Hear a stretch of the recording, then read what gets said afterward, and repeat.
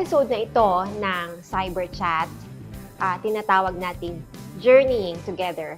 Nakilala nating mas mabuti ang dalawang organizations, ang Cyber Guardians PH at ang Marist East Asia Province, at kung paano sila nagko-collaborate, the effective collaboration in achieving their goals of protecting children and the young in cyberspace, creating or co-creating a safer cyberspace for all.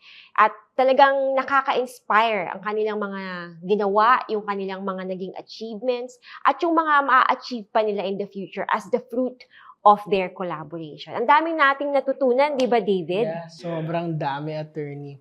And from me naman, the way I see it, everything shared kanina, it reflected the title itself, Journey, the journey. Kasi when you go on a pilgrimage, pag nagkakaroon ka ng isang journey, eventually you will meet people along the way. Sometimes the people you meet are extravagantly different, sobrang layo sa'yo, but you find that common link between you and you stay. Then after you walk a while, eventually they will find themselves busy and go on to a different path or walk a slower pace than you, and you will find yourself alone again. Then you'll meet someone else, then another, and another, until you reach your destination.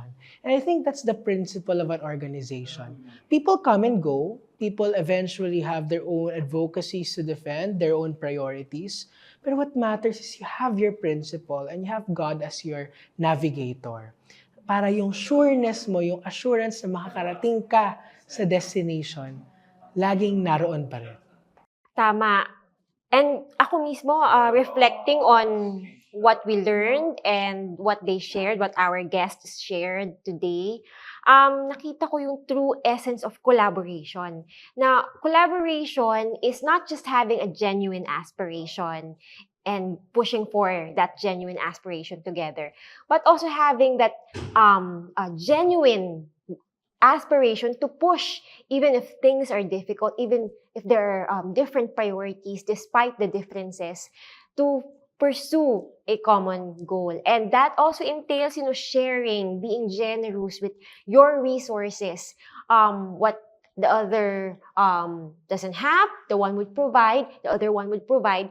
And that really will parang address the gaps eh. I remember parang I read somewhere, if you want to go far, okay, if you want to go fast, go alone. But if you want to go far, go together.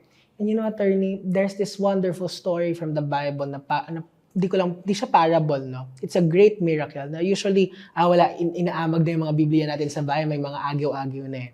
The story of the 5 loaves and 2 fishes na the boy who was very voluntaristic, napaka-excited niya na tumulong. He gave yung baon niya 5 loaves and 2 fishes na hindi sinabi ng Diyos na, bakit 5 loaves and 2 fishes lang? Ba't ganito kaliit? He just took it and siya na mismo nag-multiply. And when you contribute to an organization, it doesn't matter how big or how small, but your eagerness, your trust in that organization, and the trust that the organization puts in you is what grows that initiative. Yes, and I can't forget what Tita Chichi said, that God sees everything and God's hand is what orchestrates everything. Because we have our own goals, our own strategies, our own priorities, pero ultimately, God's will, God's plan will prevail. Di ba? So ang ganda na naging usapan natin, no? And very insightful. Pero, I think we have to call it a day, no?